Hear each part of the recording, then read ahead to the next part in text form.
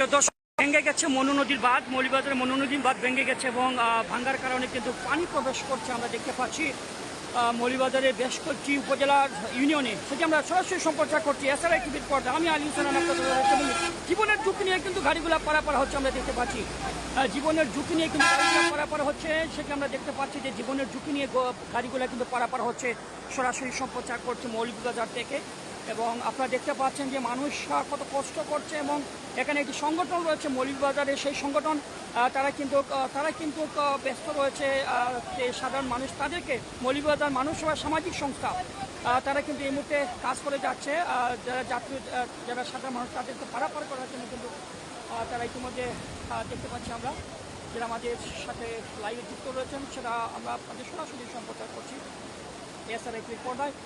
ওই সব লক্ষ্য করছেন যে মানুষের, আমরা একটু দেখাতে চাই আপনাদের, এখানে অনেকে কষ্ট করে আসছেন, গ্রামে পানি প্রবেশ করেছে, দেখেন গ্রামে পানি প্রবেশ করেছে, যার কারণে মানুষ যারা রয়েছেন তারা কিন্তু আসছেন।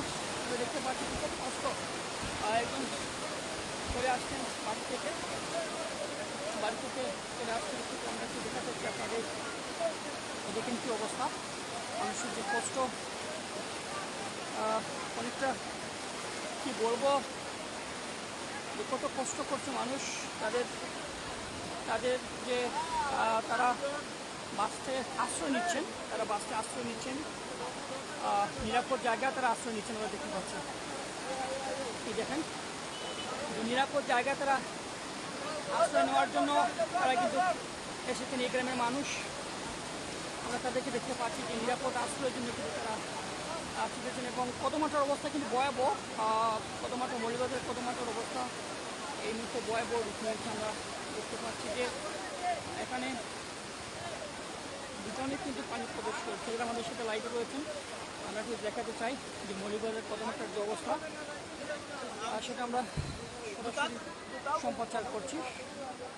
যে দোকানের যে অবস্থা, দোকানে কিন্তু পানি প্রবেশ করেছে, দোকানের মালামাল কিন্তু সরানো হচ্ছে। আমরা দেখতে পাচ্ছি দোকানের মালামাল সরানো হচ্ছে, আমরা লক্ষ্য করছি যে দোকানের মালামাল সরানো হচ্ছে, সেটা আমরা দেখতে পাচ্ছি।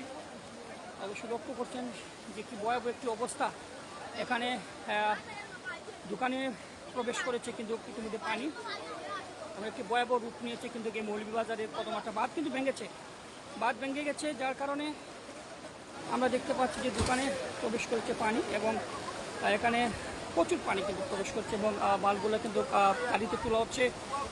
বাঁধ ভেঙে গেছে, বাঁধ ভাঙার কারণে আমরা একটু কথা বলবো, এখানে আমরা